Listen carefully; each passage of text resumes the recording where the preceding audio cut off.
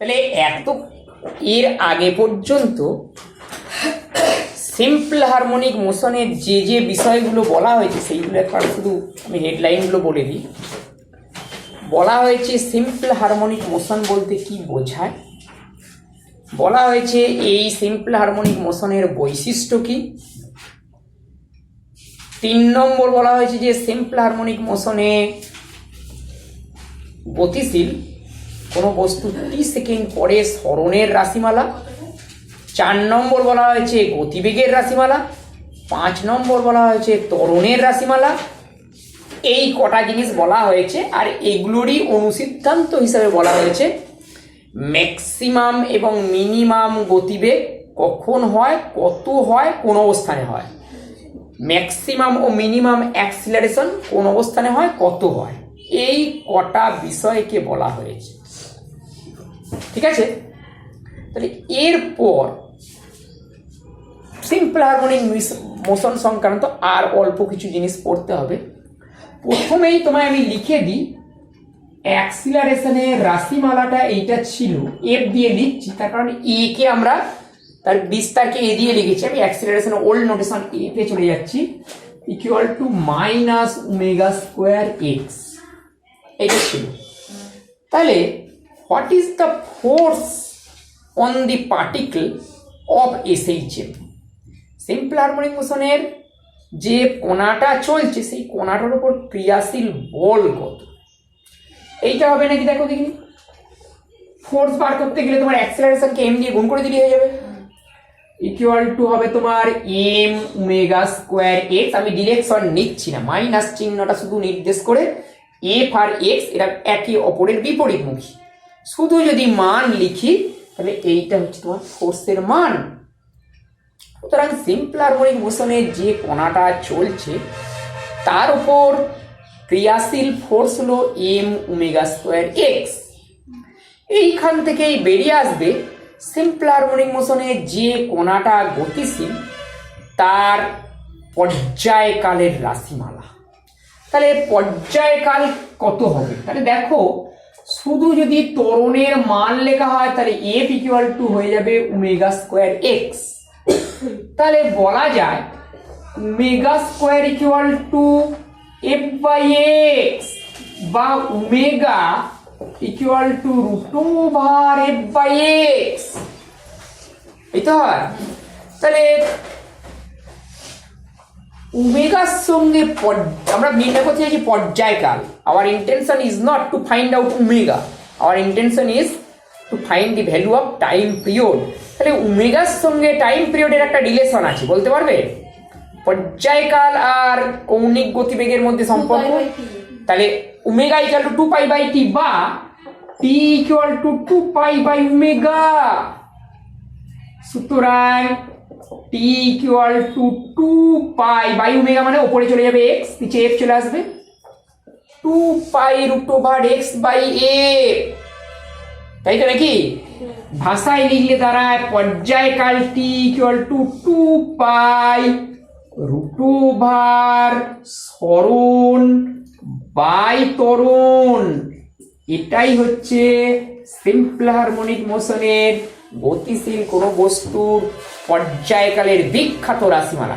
Famous তোমার এই ল, famous equation, যে কোনো বস্তু যদি সরল দোলগতিতে চলে তার পর্যায়কাল যদি নির্ণয় করতে হলে একটাই formula, it has no second formula.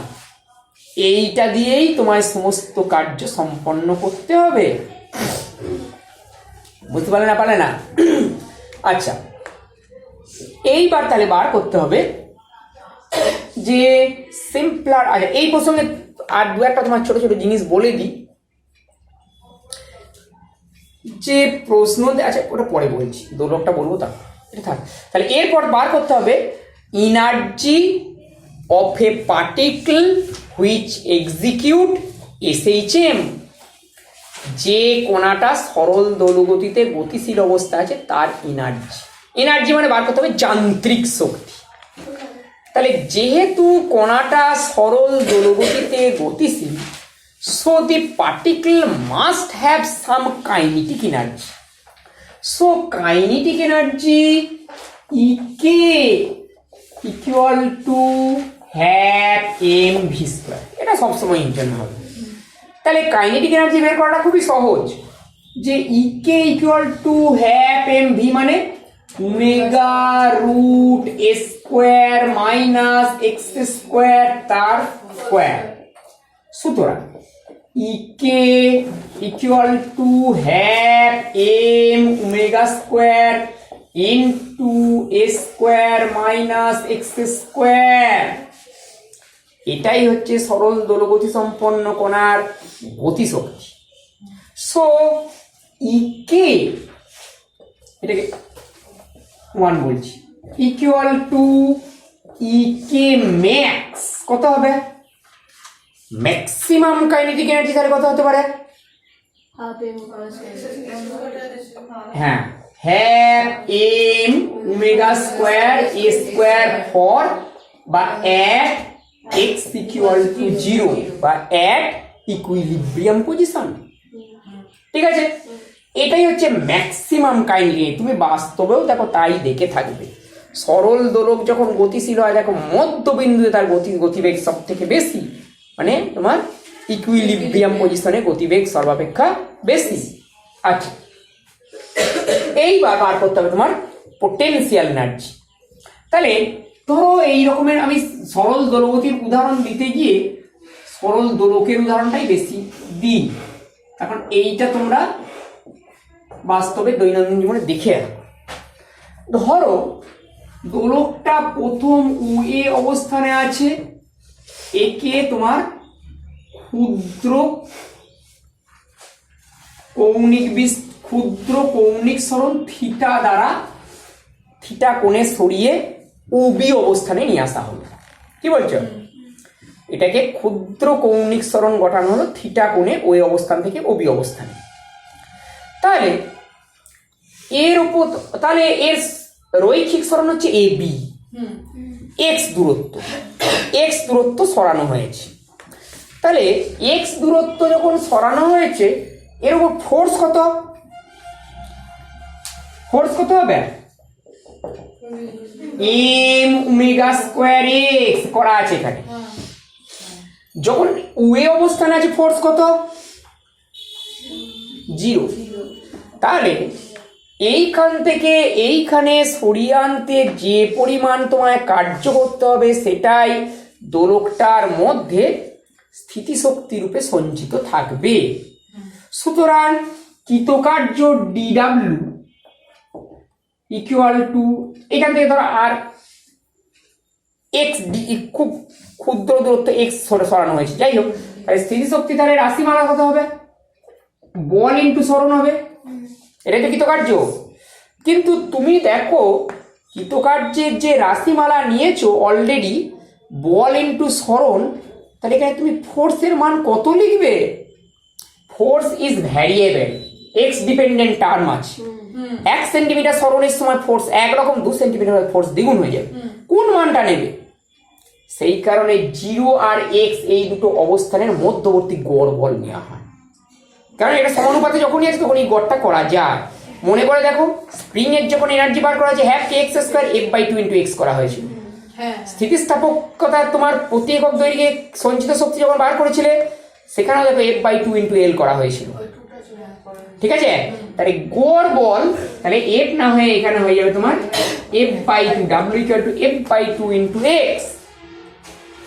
তাহলে এই ডাব্লুটাই এর মধ্যে স্থিতিশক্তি রূপে জমা হবে। ইপি ইকুয়াল টু F/2 মানে m omega square x/2 into x হবে না? সুতরাং EP equal to half m omega square x square. এটাই হচ্ছে স্থিতিশক্তির রাশিমালা। এইটাকে ইকুয়েশন নাম্বার 2 বলছি, এটাকে ইকুয়েশন নাম্বার 3 বলছি। তাহলে EP equal to EP max কত হবে? স্থিতিশক্তির সর্বোচ্চ মান কত হবে? এক্স এর জায়গায় এ বসাতে হবে। তাহলে half m omega square square, এটাকে 4 বলছি কোথায়? অ্যামপ্লিটিউড পজিশনে অথবা টার্মিনাল পজিশনে, এন্ড পজিশন, যেটা আমরা ব্যবহার করি কতটা, তাই মানে যে কোনো একটা টার্ম বলতে পারো। তাহলে এইবার তাহলে এটা হচ্ছে প্রান্ত বিন্দুতে স্থিতিশক্তির রাশিমালা, এটা তোমার মধ্যবিন্দু বা সাম্যাবস্থানে গতিশক্তির রাশিমালা। তাহলে যে কোনো অবস্থানে তাহলে প্রান্ত বিন্দুতে গতিশক্তি কত? প্রান্ত বিন্দু ওখান থেকে ব্যাক করছে মানে গতিবেগ 0 হয়ে গেছে মুহূর্তের জন্য, গতিশক্তি 0। So total energy is half m omega square square. মধ্যবিন্দুতে স্থির শক্তি কত? 0। তারপর মধ্যবিন্দু ফোর্স 0, ফোর্স থাকলে তবেই স্থির শক্তি থাকবে। মধ্যবিন্দুতে এক্স এর মান 0, সেখানে ফোর্স 0। টোটাল এনার্জি গতিশক্তি এইটা half m omega square square. তাহলে এবার তোমাকে বার করতে হবে যে কোনো পজিশনের জন্য টোটাল এনার্জি কত। তাহলে অ্যাট এনি পজিশন তোমার দাঁড়াবে, লিখব মুছে দিই, তাহলে যে কোনো পজিশনের জন্য টোটাল এনার্জি কত হবে?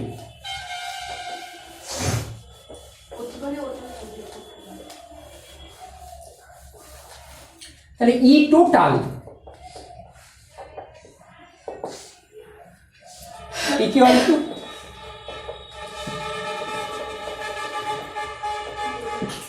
ইকে প্লাস ইপি। তার মানে এইটা যোগ করতে হবে যে কোনো অবস্থানের জন্য। তার মানে ইকে মানে half m omega square into A square minus x square এস plus half m omega square x square হবে।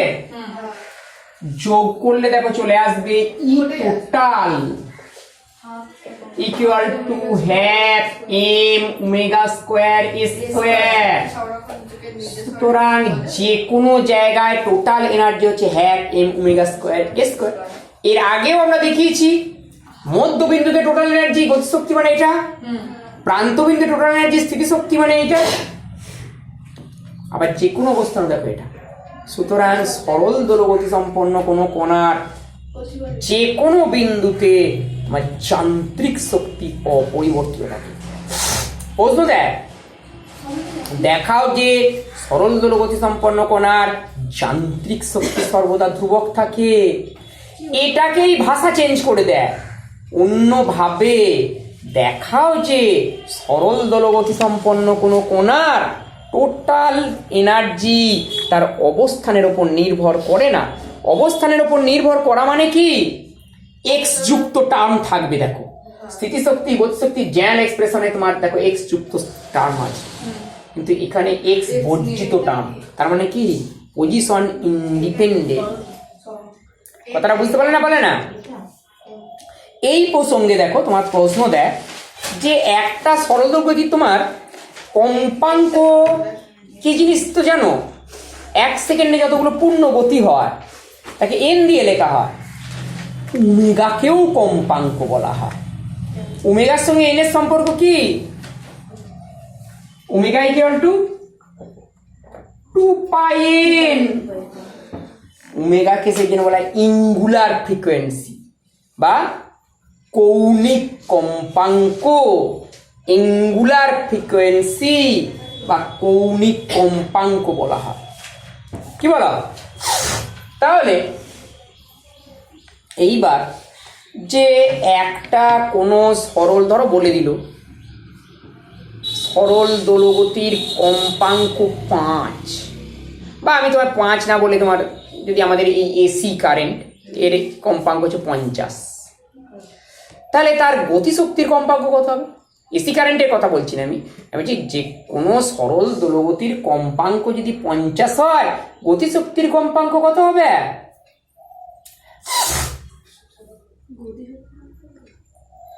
গতিশক্তি তো বাড়া কমা করছে, সেও কি ফিক্সড আছে নাকি? সেও তো পর্যাবৃত্ত গতিতে বাড়া কমা করছে। গতিশক্তির কম্পাঙ্ক তাহলে কত হবে? ওইটাকে তোমায় করতে দেয়। তোমার এই প্রশ্নটা তোমায় নিটেতেও দিয়েছে একবার, 11-এর পরীক্ষাতেও 2-3বার দিয়েছে। দেখো তুমি ফিজিক্যালি দেখো একটা সরল দোলগতির বা দোলক এইটা ধরো প্রান্তীয় অবস্থান, এখান থেকে টেনে তুমি ছেড়ে দিলে দিয়ে এই পর্যন্ত গিয়ে আবার এখানে ফিরে আসবে, এইখান থেকে এই গিয়ে এই আসা মানে একটা পূর্ণগতি হওয়া, তাই তো? তবেই তো কম্পাঙ্ক একটা পূর্ণগতি হওয়া। তার মধ্যে কাইনেটিক এনার্জি কবার ম্যাক্সিমাম হয়ে গেছে? দুবার, যাওয়ার পথে একবার, আবার ফেরার পথে একবার, এই বিন্দুতে আসবে। তাহলে একটা পূর্ণগতিতে গতিশক্তি দুবার সর্বোচ্চ হয়, অনুরূপভাবে দুবার সর্বনিম্ন হবে, তাই তো? তাহলে তোমার এনটা পূর্ণগতিতে কবার গতিশক্তি সর্বোচ্চ হবে? 2n, তাহলে ফ্রিকোয়েন্সি হবে 2n। 100 বার ম্যাথামেটিক্যালি প্রুভ করো। ম্যাথামেটিক্যালি দেখাতে গেলে দেখো এইভাবে করতে হবে।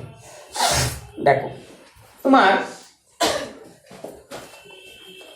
তাহলে এক্স এর রাশিমালাটা বল, সময় সরণ সম্পর্কটা কি হবে?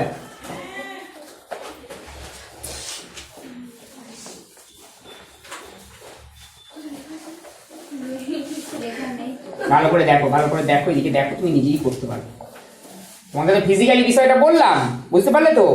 তাহলে এক্স এর রাশিমালা এটা ছিল নাকি দেখো দেখি। X equal to A sine omega t, একদম শুরুর থেকে কর। গতিশক্তি মানে হ্যাফ এম ভি স্কোয়ার, ভিতে যেতে হবে, ভি মানে dx dt equal to A omega cosine omega t, একবারে লিখে দিলাম, হবে না? হবে না? ই কে মানে হ্যাফ এম ভি স্কোয়ার, হবে? এটা হবে। তার মানে এটা স্কোয়ার লিখে দেবো, তার মানে half m A square omega square cosine square omega t লেখা যাবে। এইটা মানে লেখা যাবে দেখো 2 cos স্কোয়ার ওমেগা টি, আর এখানে 1/4 করে দেওয়া যাবে, হবে? তার মানে এটা লেখা যাবে দেখো 1/4 m A square omega square, আর 2 cos স্কোয়ার ওমেগা টি মানে omega square 1 plus cos 2 omega t, হবে না? হবে না? 2 cos স্কোয়ার ওমেগা টির জায়গায় এটা লিখেছি, 2 এখানে করেছি বলে এখানে হ্যাফ দিয়ে গুণ করেছি, আরেকবার 1/4 করে দিয়েছি, হলো? এইবার দেখো ফ্রিকোয়েন্সি কত এসছে?